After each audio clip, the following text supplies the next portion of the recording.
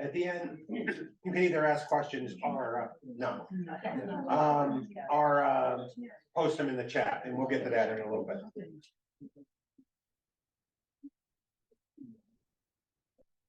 Okay, Kirkwood for everyone, and why attainable housing is critical for our future. That's what we're going to be talking about tonight. We're going to be going over some information about what is attainable housing, why we think it's important, what it means for Kirkwood, what it means for you, and then we'll also be talking about the attainable housing study, and that's the bulk of the presentation that was recently done by the City of Kirkwood. They spent $70,000 on a whole attainable housing study, and the results of it probably won't surprise most of us, but it does have some interesting information, including some recommendations about what we could do to improve the situation. Kirkwood for everyone, we are, Keisha, why is that not working?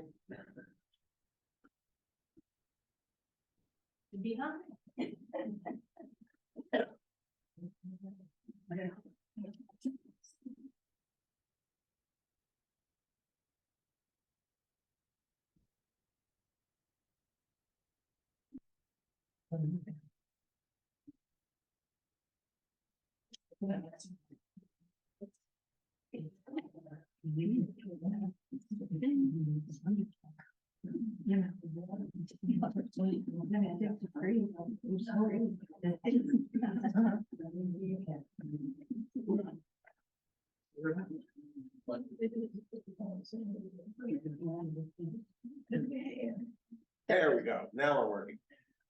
We are a grassroots organization. We're just a group of people who come together. This organization was originally started, and I'm going to give credit where credit is due, by a group of women who were in Kirkwood and were part of a women's group that for various reasons shall go unnamed.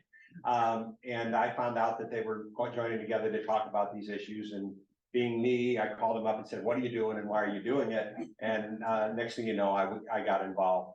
I want to give credit to Ellen Wentz and Karen Colson, who really have been leading this group for the last 3 years. Unfortunately, both of them are out of town and couldn't be here tonight.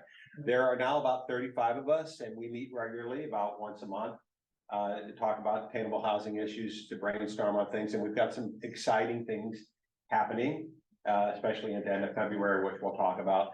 And then just recently, we decided we needed to call ourselves something other than the Attainable Housing Cheerleaders. So we took the name Kirkwood for Everyone just last year.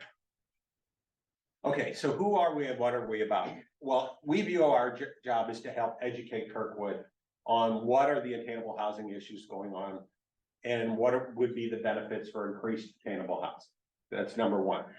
And that is really in support of the Envision 2000, Kirkwood's Envision 2035 guiding principle. This is from the City of Kirkwood, not us. This is their guiding principle. A community that embraces a diversity of housing and neighborhoods that support citizens of all ages and socioeconomic background. That's what Kirkwood, the City of Kirkwood, is aspiring to. But for most of us, we can see that doesn't seem like where we're headed.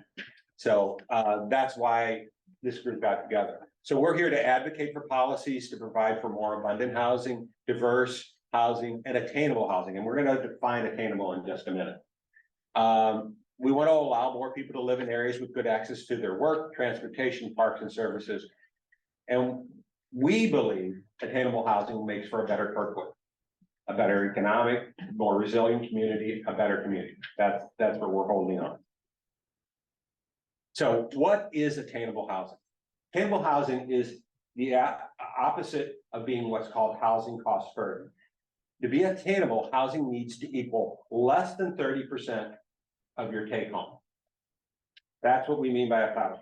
Research has shown that if you're spending more than 30% of your take home on housing, it really does impact the quality of life. It impacts your ability to do the things you want to do, to afford the things you want to afford. So let's define that a little bit, and we're going to get into this much more a little bit later. But if you're making $15 an hour, attainable rent $765 a month. $765 a month. Okay, I don't know where you're going to find that in Kirkwood. If you're a single senior on Social Security, the average income is $1,500 a month. Attainable rent is $450 a month. A nursing assistant pays 58% of his or her salary at a Kirkwood's average rent of $1,100. So these are the issues we're dealing with here, is that we're pricing out the lower end, so to speak. So how does Kirkwood? Let's talk about this. We're going to look at this from two different angles. We're going to talk about Kirkwood, how it benefits the community of Kirkwood. We'll start there. Allowing infill development increases the tax base without causing you to be taxed more. And there are some things going on in the city council to increase some taxes that are coming.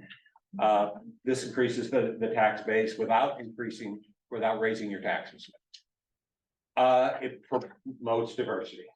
It increases the interactions amongst people from various races, socioeconomic backgrounds, different ages, races. We think that's a good thing. We think that we all are better when we get to interact with people who are different than us.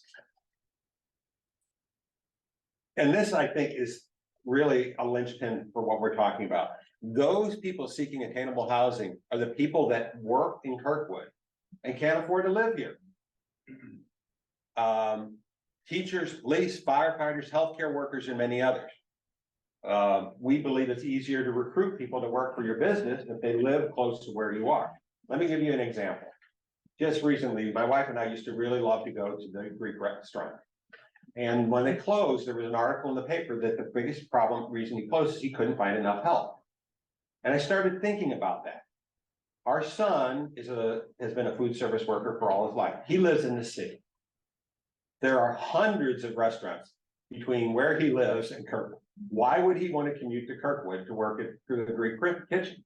It's inconvenient, it costs him gas, more expensive, it increases his cost of living.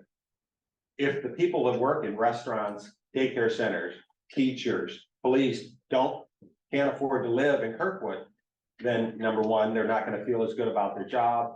It lowers their standard of living, and it makes it harder for these businesses to do what they need to do.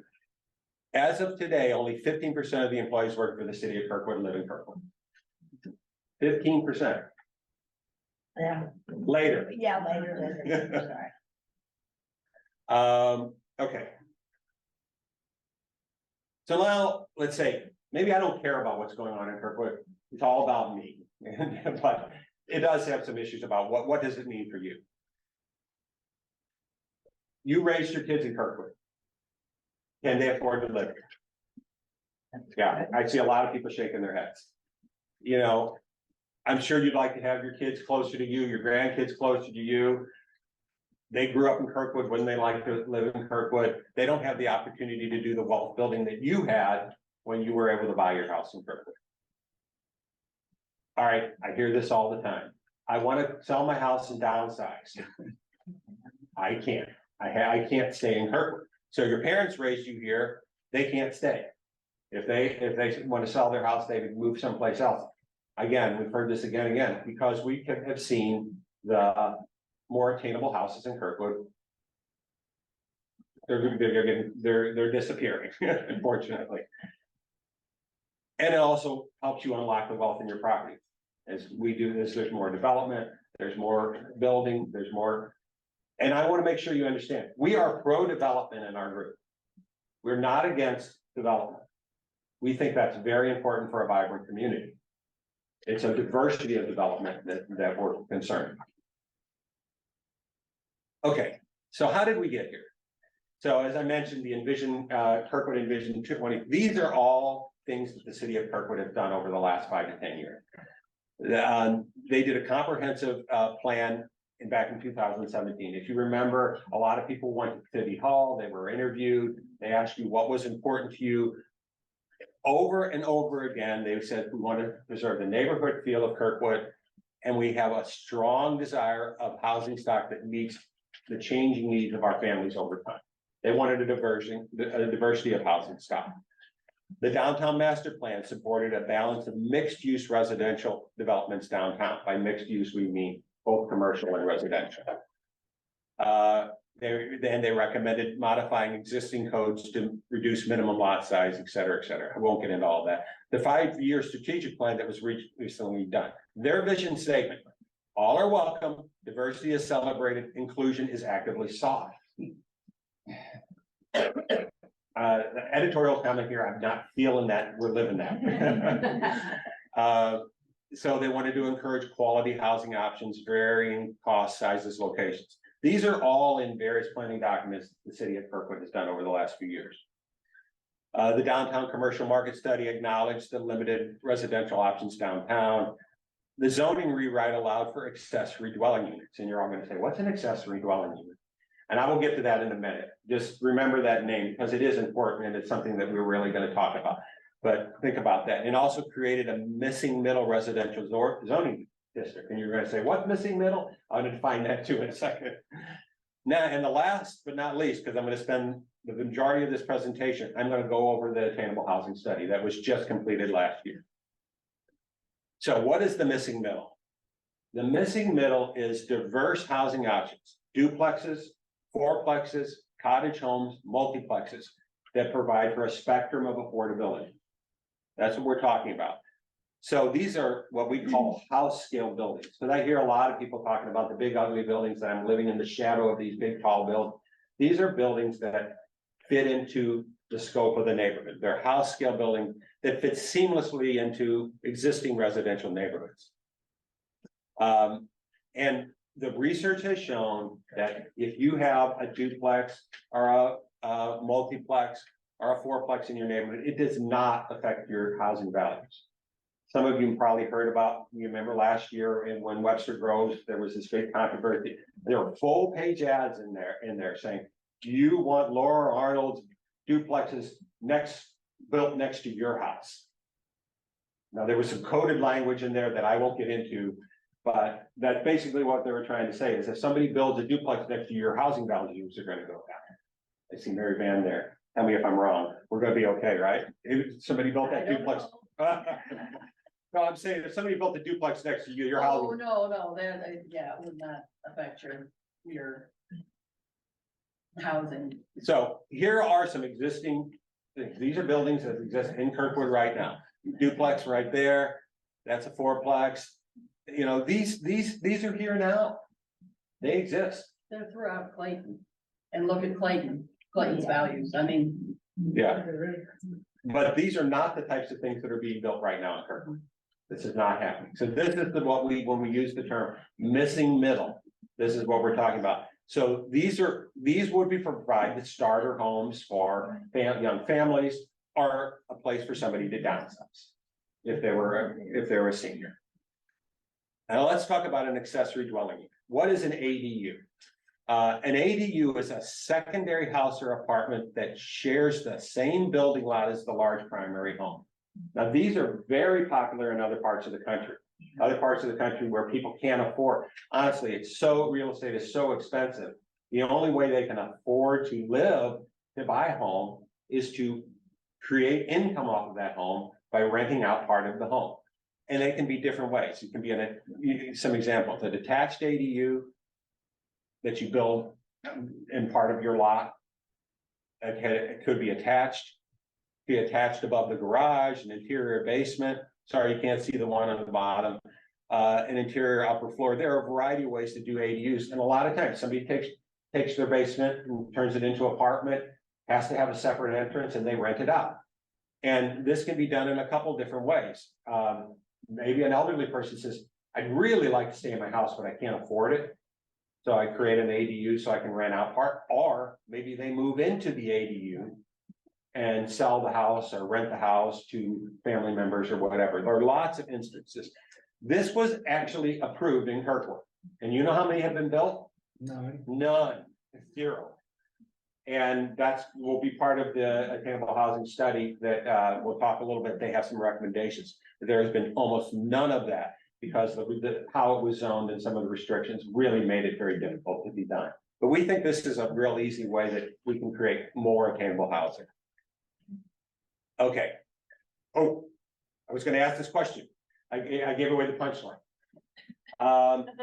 For those of you living in Kirkwood, other than parking downtown, what's the biggest complaint that you hear? The tear down. Yeah. The tear downs and what they do. And why do people complain about that? Because of the water, what it goes on, yeah, with the neighboring houses. damage done to our streets as a Yeah. result of all these trucks. Doesn't match the neighborhood. Well, and then the overshadowing of smaller houses. Yeah, Yeah. Okay, so why are we seeing all the tear downs? People want to live in Kirkwood. It's pretty simple. They want to live in Kirkwood.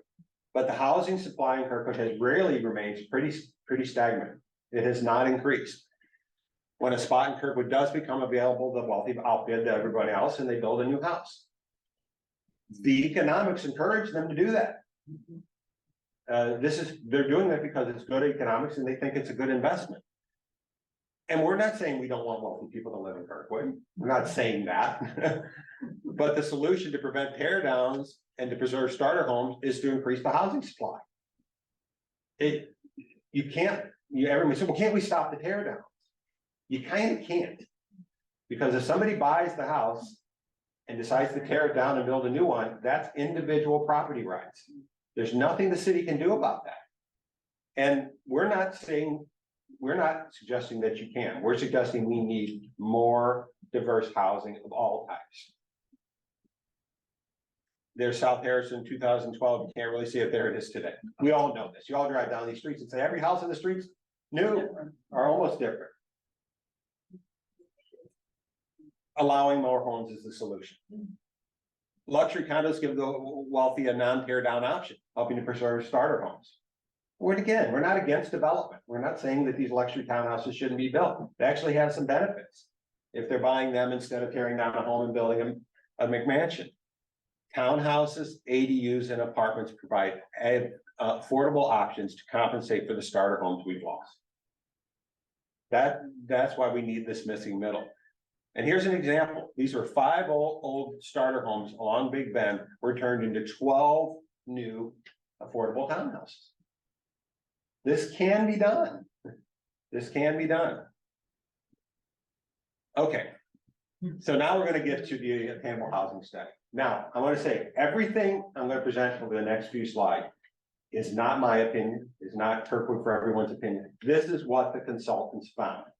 They paid $70,000 for these consultants and they came back and they said, this is what they did. So this is what the consultants were charged with. Support current residents be able to live in Kirkwood throughout the entire housing life cycle. This is kind of what we've been talking about. Here's the housing life cycle. The condo, apartment, condo to townhouse, single family home, large family home, and then the older couple. So the support housing attainable for new residents, including younger, more financially diverse spectrum residents. That's what the consultants were charged to do. Hey, we like that. That's supporting of what we've been talking about. So here's what they found out. There are 12,000 residents living in Kirkwood, 2.9% of the St. Louis County. 10% of Kirkwood households make less than $25,000 a year. Wow. Think about that. Nearly 8% of Kirkwood's population is disabled, with 4.2% or 1,000 individuals having ambulatory disability. So again, some of the development that's going on that provides for a disability, so there are benefits to these types of things. Kirkwood is 75% owner occupied, 25% renter occupied.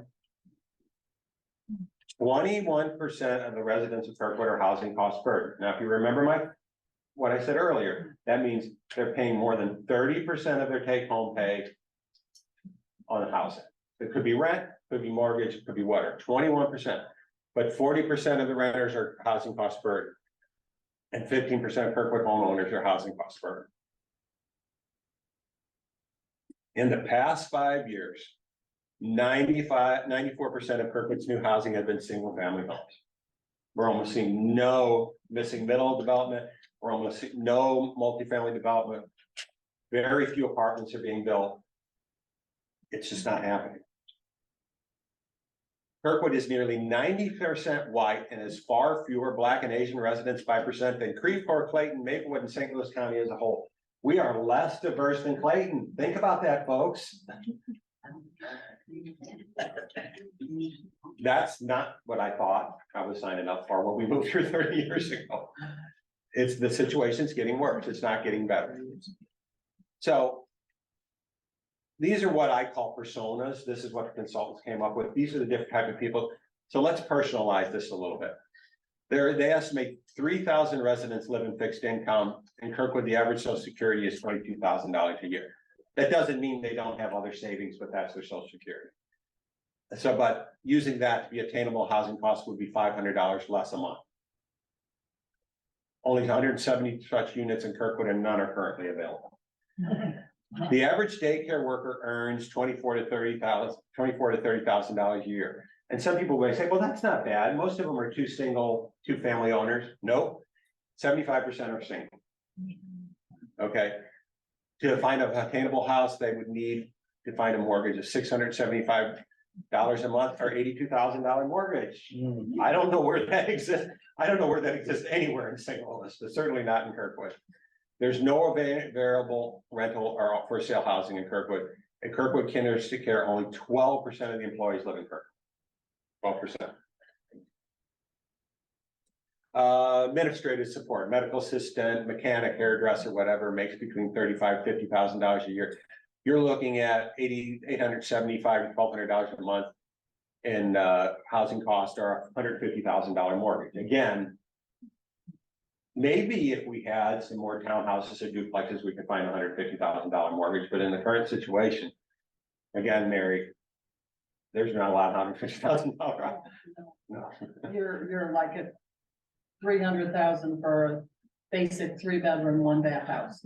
And it just, what your point was, you know, everybody that owns a big house and sells it, the problem is also you can complain that the builders are outbidding the people, but the problem is, how can you my mother lived in Kirkwood, and if somebody came to her and said, I will give you, $500,000 for this property, and the next closest person might be $250,000, how can she turn that down? Yeah. And that's what we said, the economics are causing this to happen. Only 30% of Kirkwood School District staff live in the 63122 zip code. Now, the 63122 is not all Kirkwood, that includes some other things, but that's the extent. So I'm sorry, I jumped ahead. Librarian and teacher makes about $66,000 a year. Again, if they're single, they need a $200,000 home, one home and 41 apartments in that price range in Kirkwood. And to that point, 30% of your school teachers can afford to live where they teach. So let's kind of look at housing trends a little bit. As you can see, the tear downs and the number of permits for tear downs kind of peaked in 2018, but it's still happening. Again, these numbers are a couple years old. You're still seeing 50, 60 tear downs a year in Kirkwood. Think about that. That's a lot. And you're seeing housing price trends, to Mary's point, $254,000 in 2010. The median sale price in Kirkwood is $392,000. Adjusted appraised value. We all feel this when we have to pay our property tax. Back in 2010, the average appraised value was $260,000. Now, this was adjusted for 2022 values. These numbers are not based on inflation. These are real. Now they've almost tripled, $690,000. It's great if you're going to sell your house, but if you're going to stay in your house and pay your sales tax, it's a lot of money. And then the size comparison between tear downs versus the house that it replaces it. The tear downs are about 1,200 square feet. The house that replaces it are more than 3 times that size. We have all seen that. Nobody should be surprised by that. Let's talk about rental for a minute, because honestly, for a lot of these people that we're talking about, affording to live in Kirkwood, they would be happy to rent. They can find affordable rent. But the number of units is basically been flat for almost a decade. But the rent is going up. The average rent in Kirkwood is $1,100 a month. I got an email yesterday from the people for the new building that's going up down on Kirkwood Road. And I guess it's a studio apartment, $1,100 a month. $1,583 is the lowest. $1,500? Yeah, that 2 or 3 560 square foot studio. And for a family, you're gonna need a 2 or 3, at least 2 bedrooms, probably. And that And that was supposed to be affordable. Here's a chart. This one gets a little confusing, but housing undersupply and oversupply, you're basically seeing that until you get into the upper price ranges, there's not enough housing for the supply. To me, this is maybe the most important slide I'm going to show you here. This shows the income breakout in St. Louis. Or in Kirkwood, and what you're seeing is 58% of the people live in Kirkwood now make $75,000 more or more a year. We're kind of turning into Clayton and Frontenac. It's what it feels like to me. Because everybody, you know, only 7 in those lower ranges, but 58%. I'm sure this trend has been going upwards. Okay, now these are the conclusions by the consultants. Again, Tom's not editorializing there. I've done a lot of that, but this is the conclusions by the consultants. In comparison to our peer communities, Kirkwood has a higher number of households with children and residents over the age of 65. Many people who work in Kirkwood can't afford to live here. That simple. Many service jobs that people will rely on, retail, childcare, personal services, do not provide sufficient income to afford housing in Kirkwood. Kirkwood is less racially diverse, a higher percentage of single-family homes, and cost burden, which most often falls on renters. Over time, housing costs have increased in Kirkwood, both owner-occupied and rental housing. This is particularly concerning for retired couples paying a mortgage or rent.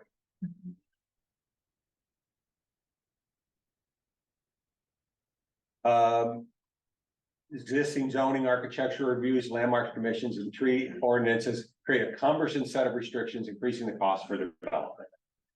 They're holding out and they're saying that we've got to simplify some of these requirements. How long have we been trying to get a back porch on the back of our house here? 2 years. We're gonna see if it works.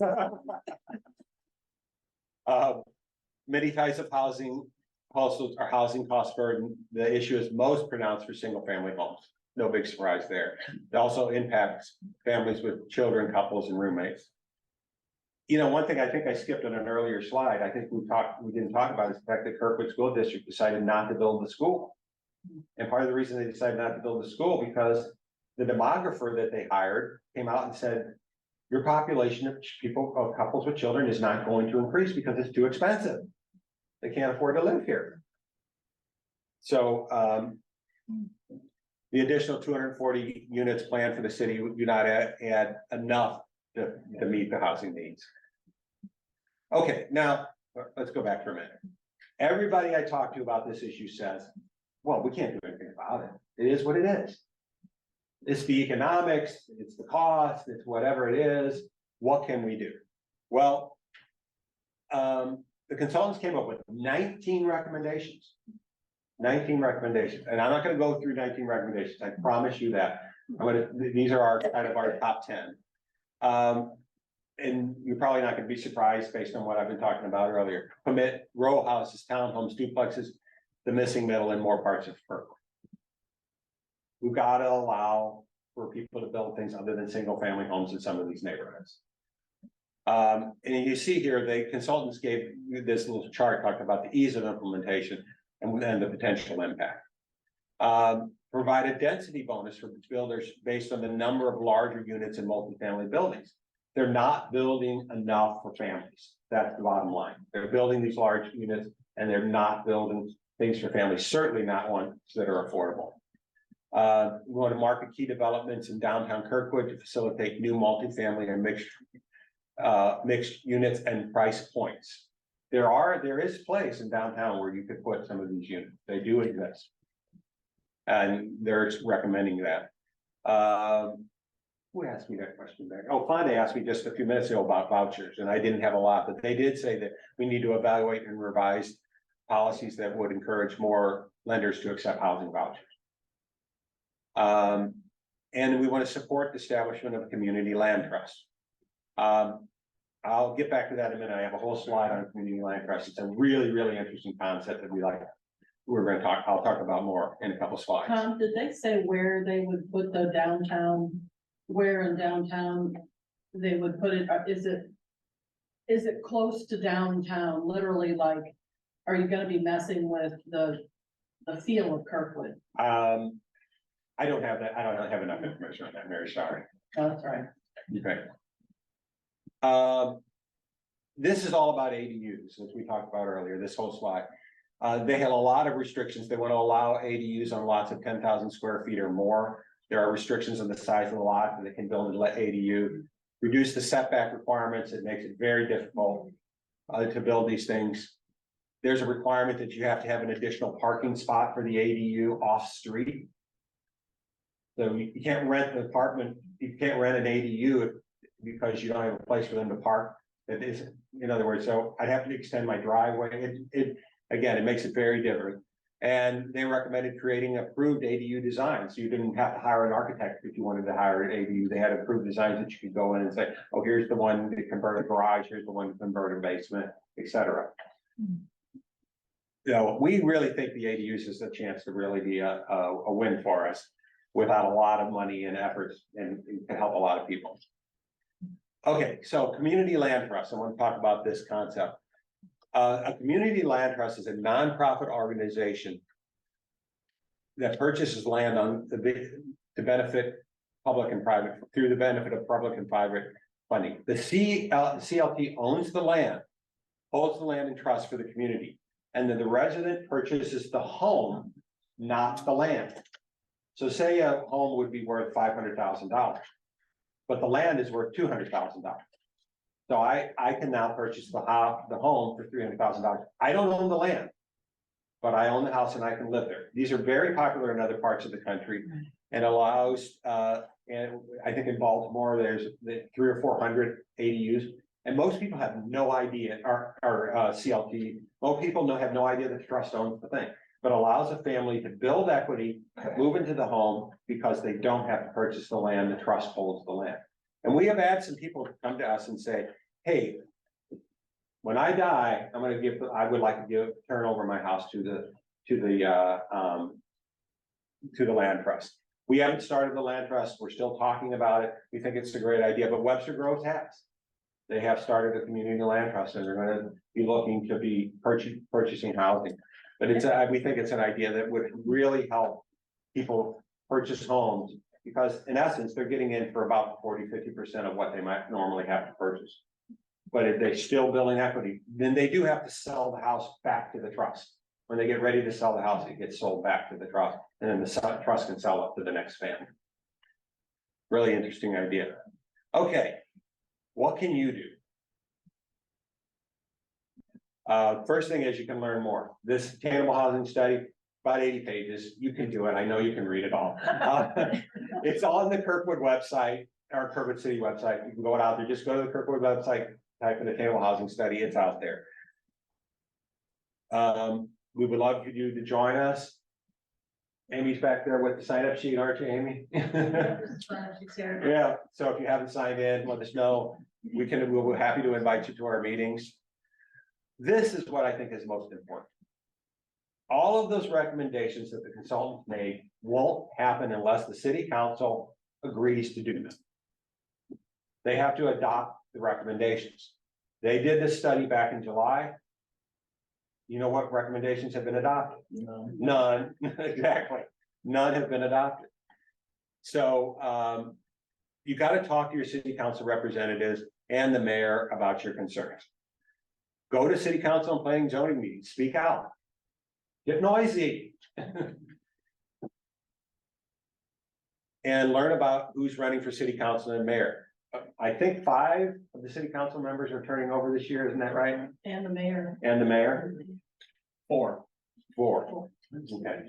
And so vote your conscience. To that end, we are sponsoring a Kirkwood City Council and mayoral candidates forum on Sunday, February 23rd at Kirkwood Methodist Church. All of the candidates have agreed to attend. And we will be having a forum where we will be asking. That's 201 West. 201 Yeah. West, yes. Oh, I should know the address of my church. That's my church. That puts it way out.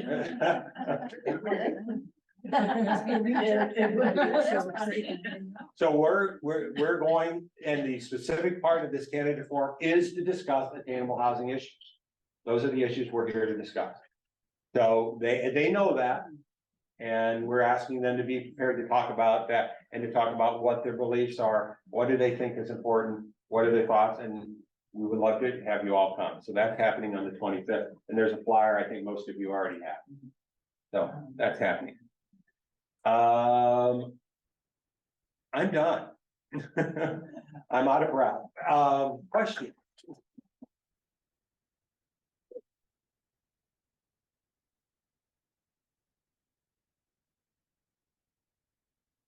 Okay. What's your name? It's Tom Pacek, PTACK. Come and see me afterwards.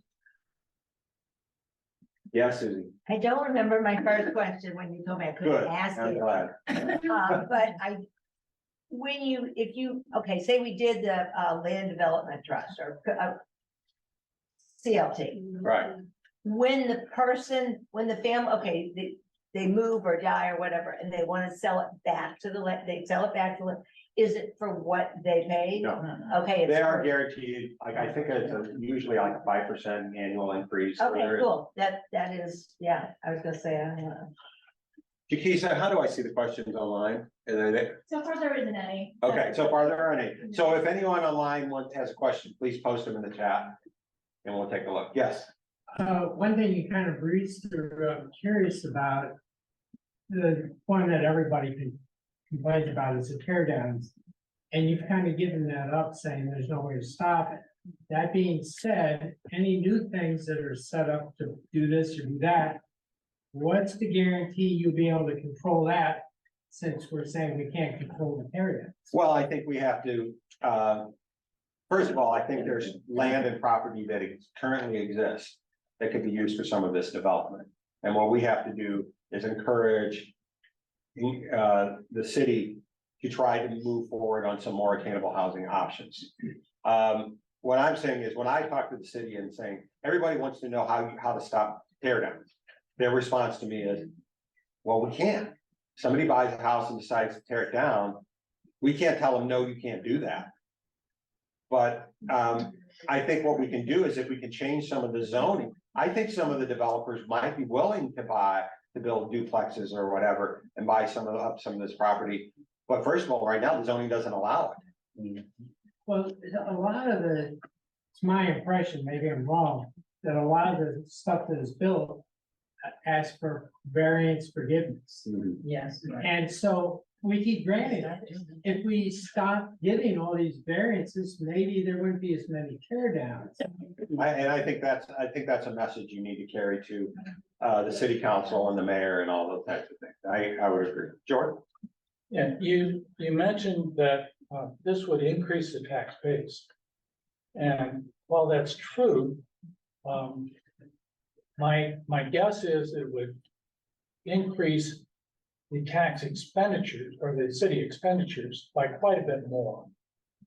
Traditionally, in America, residential housing pays in to the city less than it takes to support that, where commercial pays in more than it takes to support the commercial. So when you add more people, and this is going to increase population density, you're going to increase expenditures by a lot more than you're increasing the tax base. And so that's going to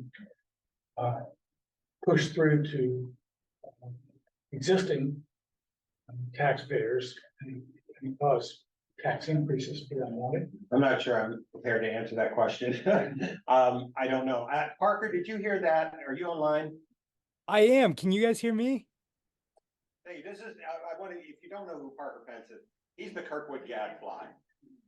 And if you read his newsletter, and he is one, yes. There's Parker. Thanks, guys. I appreciate it. Fond of that, because I think. Yeah. Go. Totally. Tom, you're doing great so far, by the way. I just wanted to say, hi, everyone. Nice to hear you. Great question. And I think that is certainly true of the single family homes that we are currently building, right? Each home you have to build electricity lines to, you have to pick up trash for, you have to serve the population with police and schools and everything else. But there are certain economies of scale that we can unlock when we allow multifamily housing. So if you think about it, if you only have to pick up trash at, one location instead of a bunch, then, there are savings there where you are adding more to the tax base than you necessarily are taking out. On obviously, there's a margin there with at which that is true. But if you think about something like, you only have to hire one chief of police, no matter how many people are in your city, right? So there are ways where adding additional residents that pay into the tax base, or even people that can spend money at businesses downtown or anything like that, are going to add to the city's revenue, more than they necessarily are going to subtract in terms of expenses. So it certainly is true that you have to think about it at that margin, and it could be the case that, adding new single family homes out in the western portion of Kirkwood, where it's hard to access and the roads are windy, and the houses are spread out, might add more expenses than, it brings in city revenue. But I think that adding residents downtown that are, maybe sharing one car in a family, so they're not putting as much wear and tear on the streets, but are still shopping at downtown businesses and residents, could add more than they subtract. Well, and I think the other benefits that we discussed earlier of the density of people who might be working in Kirkwood adds additional benefits to the community that may not be financial. Absolutely. And if you think about, like how restaurants respond to this lack of workers, right? They either have to close up shop or they have to, raise prices on the menu. So then you're being charged at PJ's, more because they have to close one night a week because they can't attract enough workers in the economy that we have now, right? And so if you make it so that labor is easier to come by, they don't necessarily face the same cost pressures. Okay, any other questions? I want to give someone else a chance, and then I'll get back to you. Go ahead. Yeah, my name's Al Reinecker, and I'm a candidate for council, so I came here so I can learn about this. I've printed out those 90 pages a couple times. You've explained it a lot more succinctly. I did try to read that for many times, so I just want to say thanks for that. Okay, I will, and we will make the PowerPoint available. We have a Facebook page. Amy, I hope we can figure out how to post it, but we'll work on that. But we're not hiding this information. We'll figure out a way to get it out there. And if you have not liked our Facebook page, please do.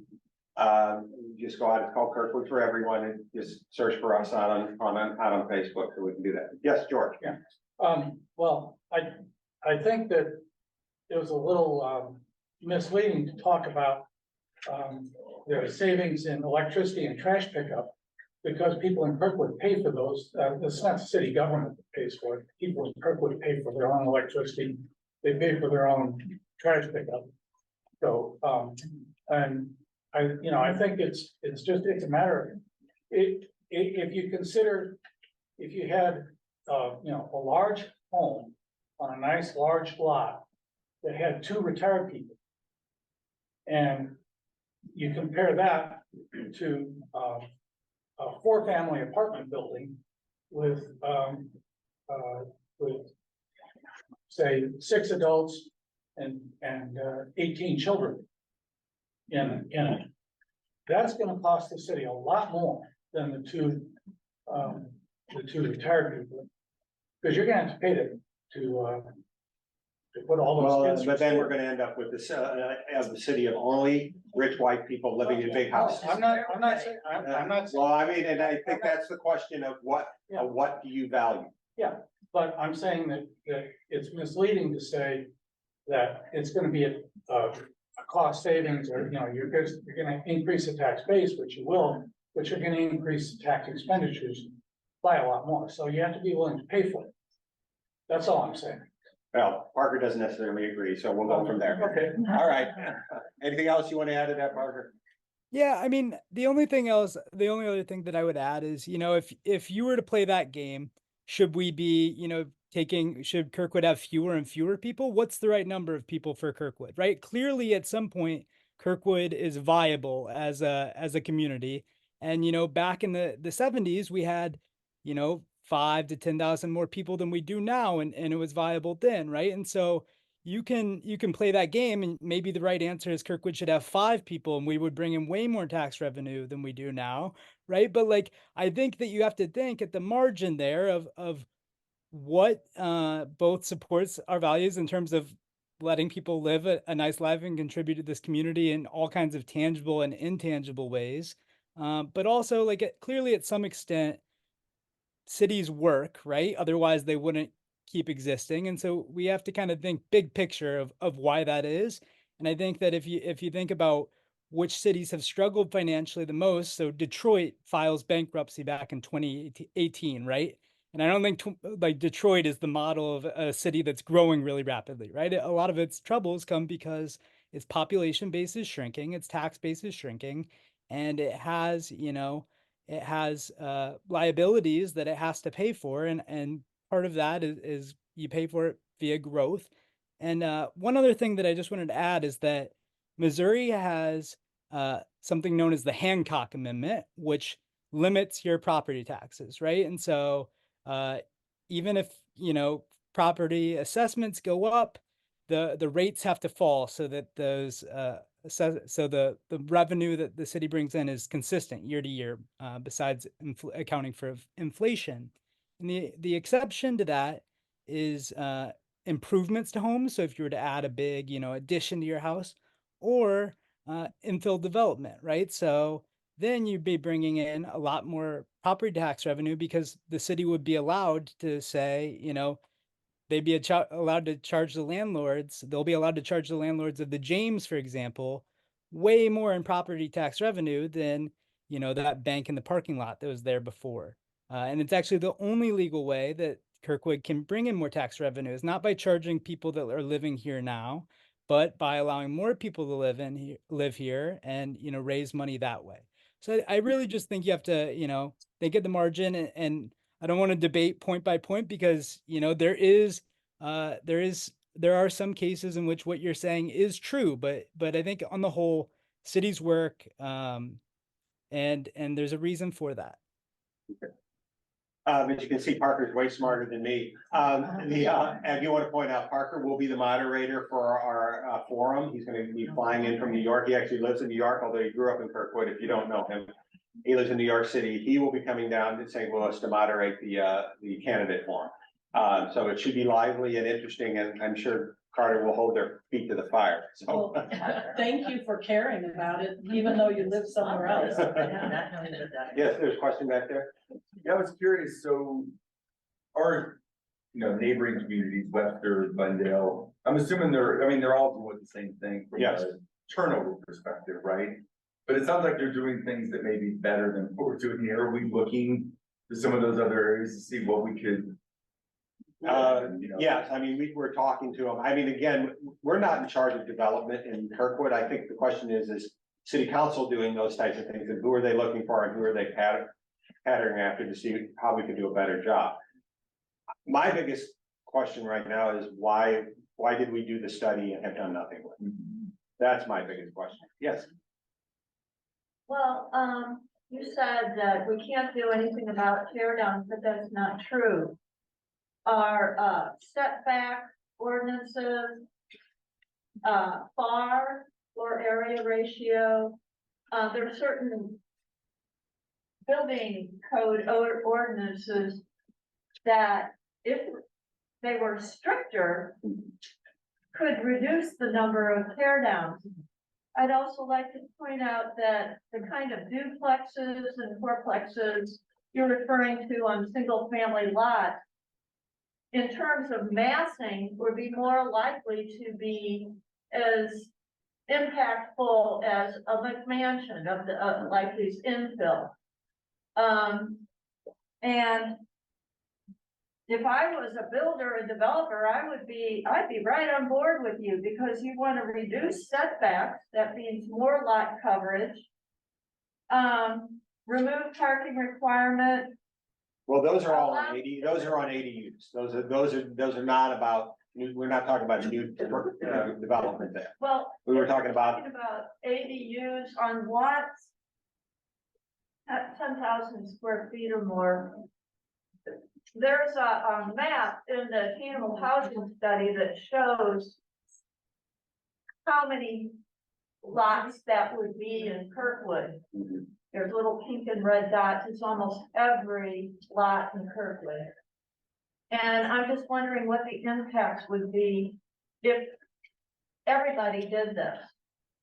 Oh, first of all, I don't think that's what we're gonna see. Yeah. I wouldn't worry about that. I think the numbers are gonna be. Should you have, with people in city government have to think in terms of, I've been going to meetings a long time, what if everybody did this?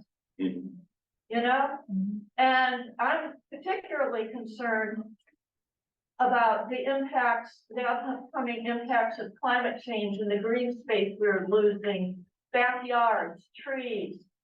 When you start doubling up density, right now, California, where they're allowing now, California banned single family zoning. You can build 3 or 4 houses on a single family lot now. So they're suffering terrible flooding. Well, you know what? You're just gonna make it worse. You're gonna make, when you create more impervious surfacing and no place for that water to run off, it's called flood thy neighbor.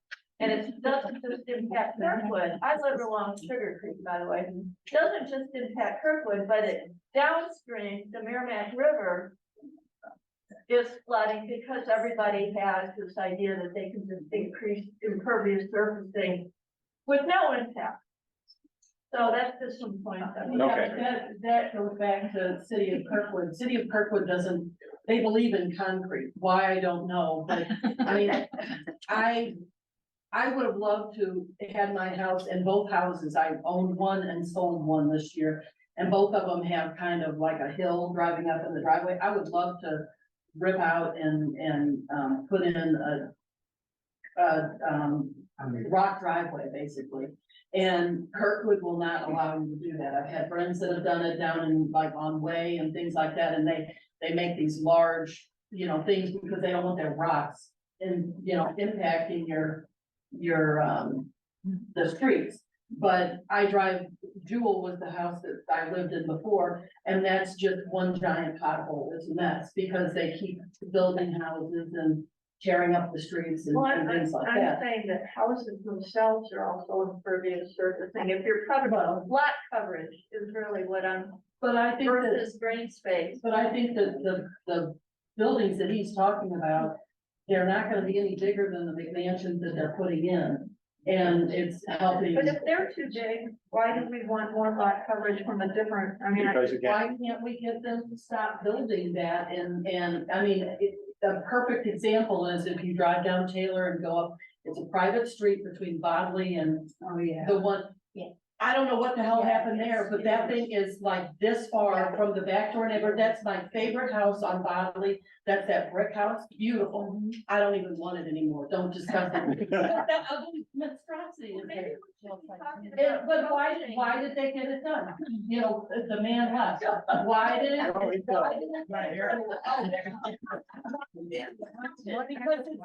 lot lines, it's built, the lot lines, that's what Tom's talking about. My husband's a contractor, I'm a real estate agent. And what are you talking about, that accept? It drive down Taylor, and when you go home. Taylor, what's there? Trailer, and there's another, Homewood, you can see it. yeah, and if you, well, you can drive by it, it's a private street. You drive by Bodley and turn right as soon as you can. That's where our McDonald's is down there. Exactly, right Yeah, across the something, street from it. Yeah. And it was right across the street, and it's an enormous house, it's got 3-car garage, it's got 2 outbuildings, one of which is a pool table building, and the other one's I think a pool, like a swimming pool building.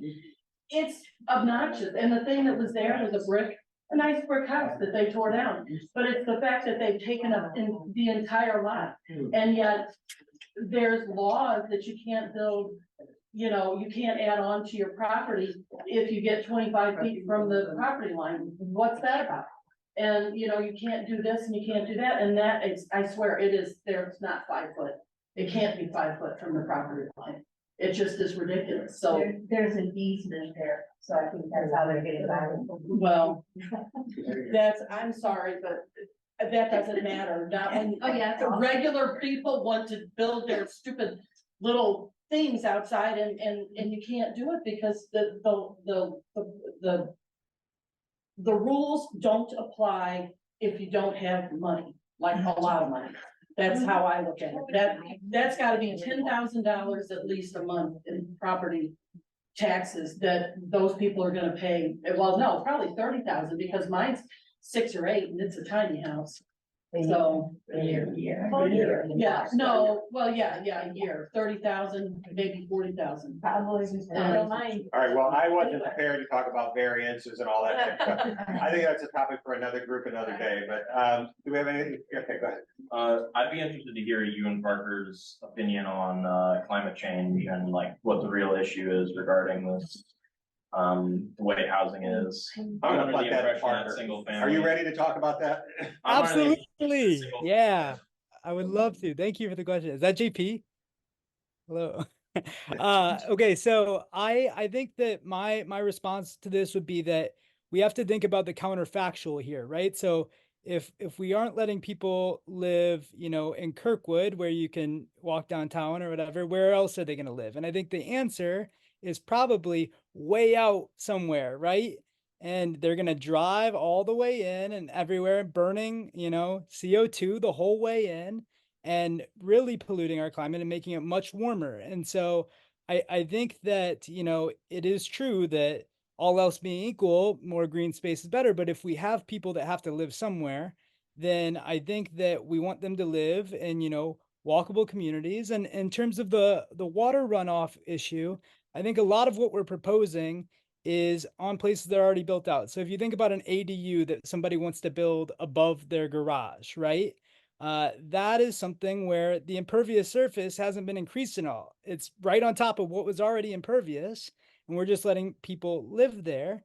And I think that, if you think about something like some of these developments downtown that are being built on parking lots that are impervious, that is pure gain in terms of, letting people live there without increasing the impervious surfaces, increasing the water runoff. And, what else would be the case if that were not there? And then finally, just in terms of the setbacks that were talked about earlier, I think we have to think about there are some streets in Kirkwood that have alleys and they have parking or they have garages, along these alleys. And I definitely don't think people should be able to build closer than they've already built to these setback lines. But if a garage is already there and it's just that you lose your grandfathered in status if you make it housing instead of for cars, that's an anti-climate type policy because you are saying that, we are requiring a parking space. So we want to incentivize people to drive instead of walk or bike. And 2, we think it's more important that this stays a garage than, a person can live here and we can tackle, all kinds of challenges that we face by just being smarter rather than, building out more. I think there's a lot of low hanging fruit win-win situations like that are available if we're willing to, think about it and push for it. Yeah, I think Parker, to your point is that if we can really get the people who work in Kirkwood to live in Kirkwood, that is good for the environment. Yep. It is good for the environment. And so that's kind of what we're talking about. So, you had a question? Yeah, so I understand, because we actually lived, I don't know, 5 years ago, in a townhouse. And then it was affordable, but I feel like even now, I get the whole idea of the townhouses complex, but there's still almost, I feel like now you can't even afford that. Yeah. It's almost only upper middle class can afford that. Right. So it's just I don't know. I mean, again, I think that's what we need to be encouraging is the developers now have a range of housing and a range of price, but I understand your point. Yeah, Because they build condos and then the condos cost more than my house. right, like Oh, those definitely. ones that we're talking about, like on Big Ben, like I get the concept of it, but still the thought of one being $360,000, like. I wouldn't wanna move into that with kids and it's so close to the road, and you don't have a yard, you're right, you know what I mean? It's just really, so it's like. I understand the concept, but I still feel like it's still like, I feel like no matter, I just feel like hopeless. I feel like no matter what, we're not gonna have the middle class anymore. It's just gonna be kind of more upper class in the future. That makes Don't give up. sense? Okay. I mean, it's just hard, like even going sometimes for a walk and seeing this, you know, cute house just tore down and right in front of you and you're just like, oh my God, you know? It's heartbreaking. It's triggering. It's very heartbreaking. Yeah, I understand. We're probably gonna have to start wrapping up here. Oh, I do? Okay. Keisha, could you get those for me? So just the one, someone else. I think I saw the one about the Zoom, Zoom. I don't know the person who asked about the Zoom on the meeting on the 25th, but we'll try to make that happen. I think that was the only one I saw. Okay. No, there's what do other Kirkwood organizations say? Yeah, there was a question about this one over here by Mike Rohan. With the other Kirkwood organizations. Oh, hi, Mike. I know him. Well, we have presented to a number of other organizations, but to be honest, the people we presented to are what I say are preaching to the choir. Kirkwood Social Justice Guru, Human Rights, and they've all been very supportive of that. This has kind of been our first public forum, and my wife can tell you, we've been a little nervous because I didn't know what kind of pushback we were gonna get.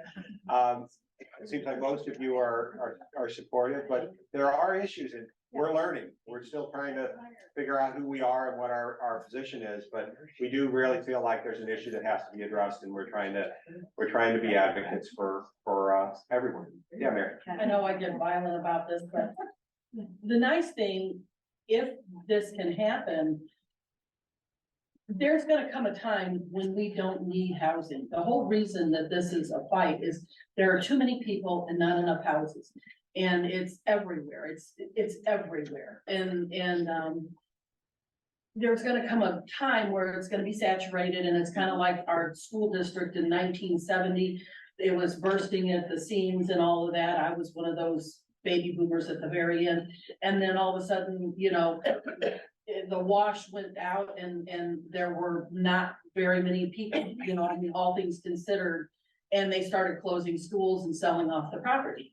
And there's gonna come a time that this is gonna end up happening in Kirkwood, and these $800,000, $1 million houses, there's not gonna be people that are buying them. I mean, I just don't know. And I'm a realtor, so me saying this is not necessarily, but you know, how can everybody afford? I mean, I don't know how anybody can afford $1 million house anyway, but that's, and not as many as we've been building.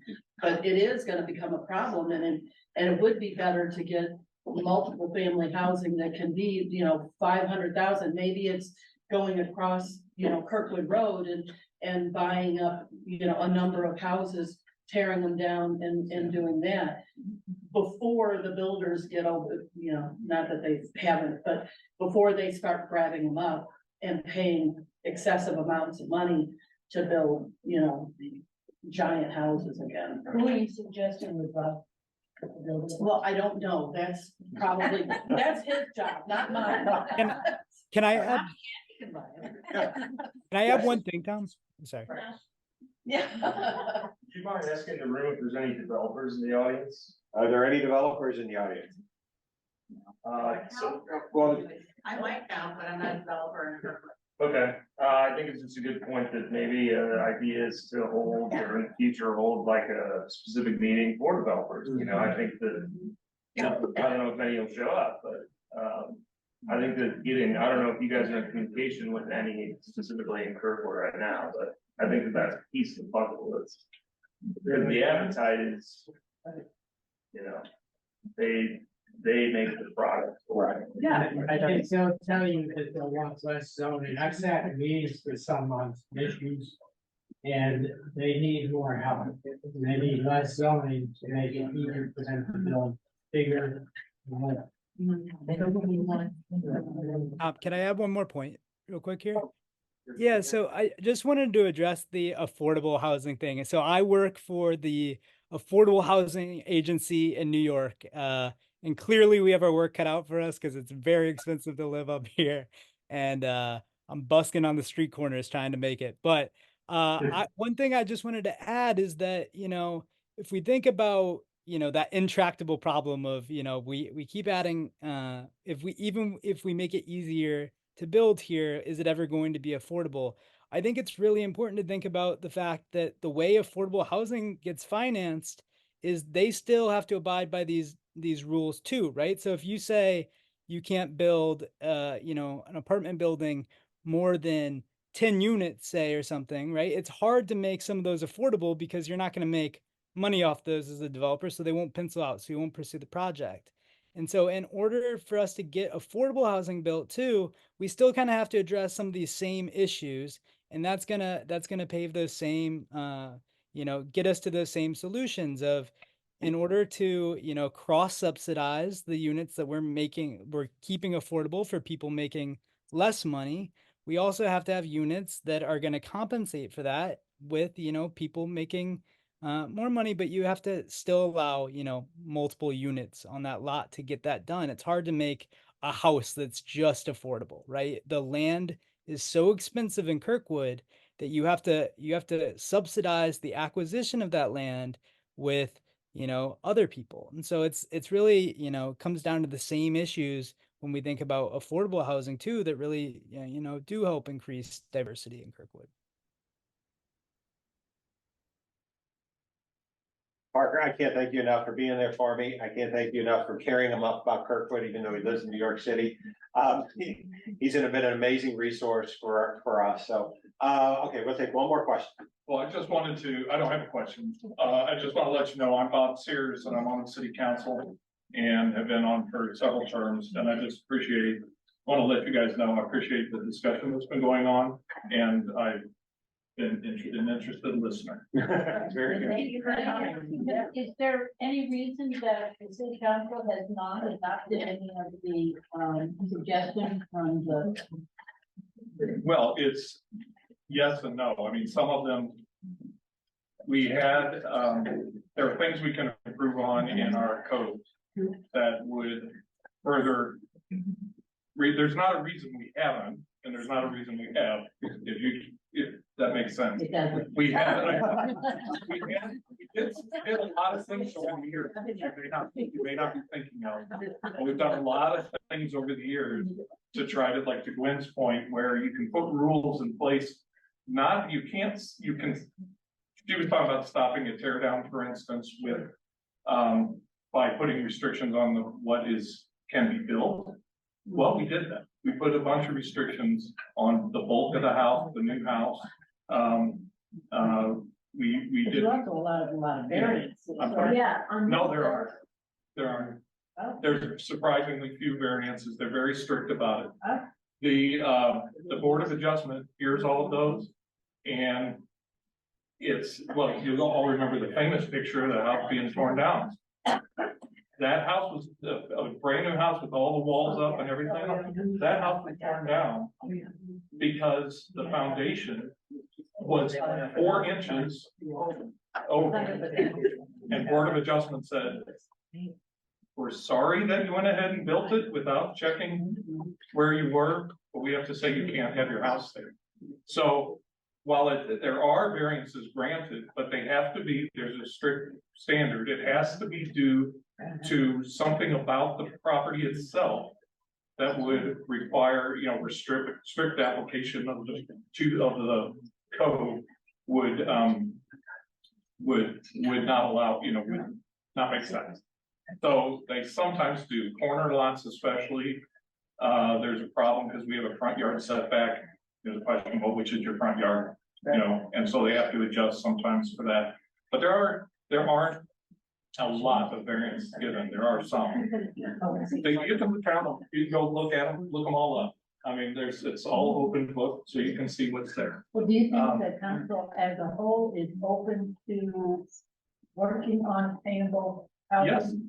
we commissioned the study, we wanted I to know, know. that's why. Yeah, we wanted to know what it was, that's in there. Some of those things we absolutely should be doing.